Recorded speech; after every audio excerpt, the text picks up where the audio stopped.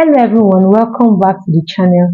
I'm Farmy and today's video I'm going a little personal.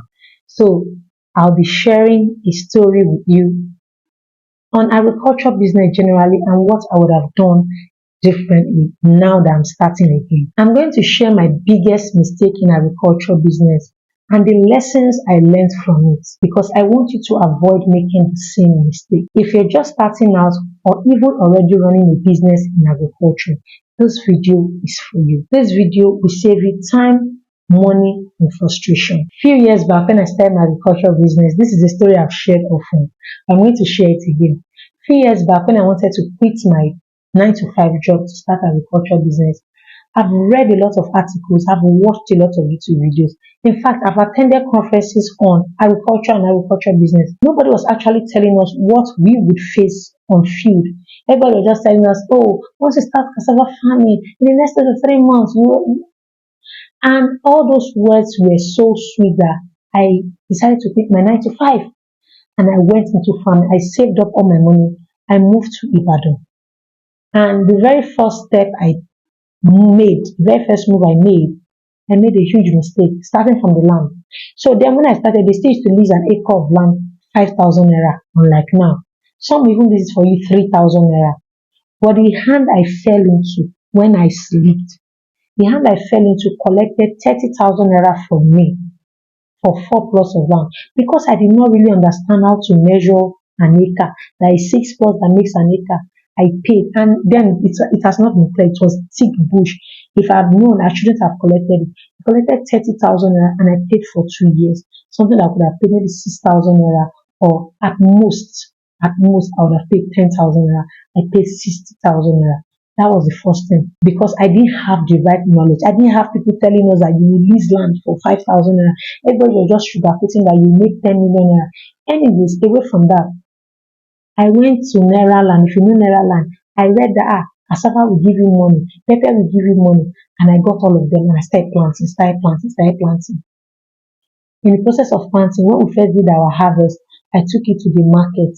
Imagine, the first thing we took to the market was vegetables. Yes, it was then they were saying vegetable plants, ugu, you will sell the seed, you will sell this. And we took it to the market. Bundles that were as big as this. If I can see the old pictures, you people have seen that picture anyway. Bundles that were as big as this. They were pricing it a dozen. I am not kidding you. A dozen of this size, that was 12 for 200 naira. Please, did it cover fertilizer? Have it covered the seed? Have it covered the farmhand and the clearing of bush and even the money I used to lease the land? No, it didn't. I lost money. I lost time. I lost energy. That was the result of not having the right knowledge when it comes to starting an agricultural business that I had to pay for. I lost money because it was not only that vegetable I did. It went to a time I did pepper, I did cucumber, I did this. I even paid for cucumber training itself.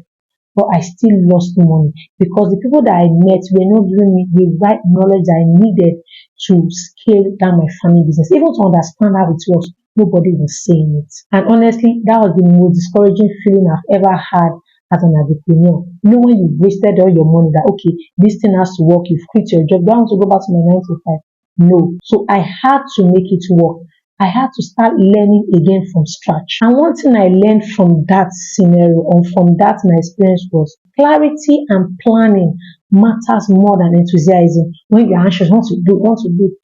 If you don't have clarity, if you don't plan, you will lose money. And if you don't even have understanding of what you're going to, you will definitely lose money. Always understand the entire value chain before you start. So if you're looking at going into production of something, maybe pepper, maybe tomato, always understand the entire value chain of that product before you start producing. Identify your buyers first. Know who you want to sell to. I keep saying, know your target market. Know who you want to sell to before you produce. I did not do that. I did not. I just started producing. And when it was time to sell, I sold to people that wanted to buy. I sold to wholesalers that want to go and resell again to retailers. I was not selling to retailers. So I was not even selling to end users, and that was why I made a loss. So you need to understand, know your buyers before you start producing. The next lesson I learned is know the risk involved and plan for them. Don't just start. There are risks in everything. Know the risk and plan ahead for them. So when it comes, you already know, shock absorber, already know what to do. Yeah. Unlike me that didn't know what to do. Another thing I do, preach, you all know me for that slogan. Start small and scale. Me that went to pack all my life savings then to start. I have to start afresh again, even though I'm grounded now. But as of then, 7, 8 years ago, it wasn't easy, it wasn't sweet for me because I knew what I had to go through just to make sure that I succeed in the agriculture business niche. I knew sometimes at that point I had to go back to 9 to 5 again. I got a teaching job. When later I saved, I quit again and went because I was telling myself that this thing must work. It must work for me. Uh-uh.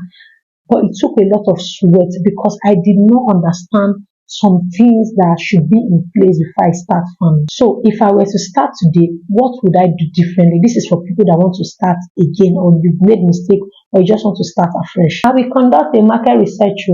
I will know what works.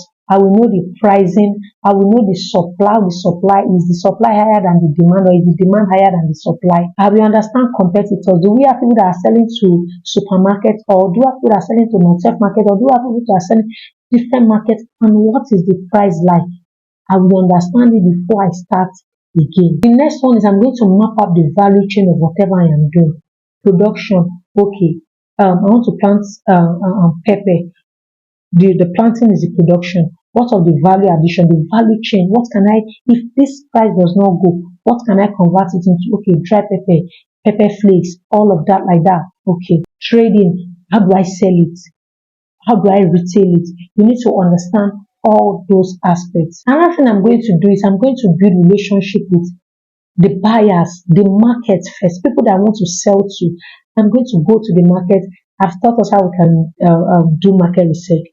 Go to the market. Good afternoon, ma. Oh, ma, you sell pepper. Where do you buy it from? How much do you buy it? Okay, I can supply you at this price. Would that be okay with you? You get our contact. So by the time it's like 2 to 3 weeks up to you harvesting, you can reach out. Ma, my pepper is almost ready. Oh. Did you need, should I supply? She might say, oh, next week. Oh, great, ma. It will be ready next week and I'm going to supply you. You're not going to call them that week.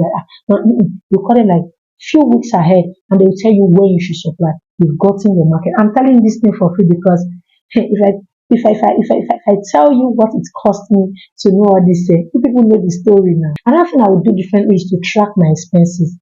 When I was starting, all the money, the way I spent 4 million naira when I was starting, till today I could not account for it. The land I could not account for it. The seed, because we stage I imported one seed like that.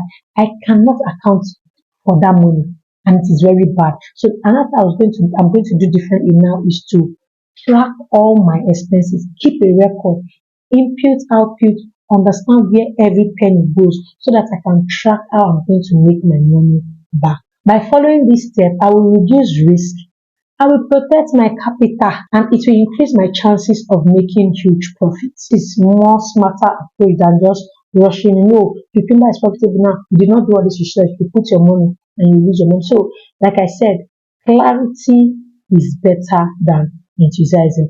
Clarity and proper planning. So, here's the key takeaway from all these things I said.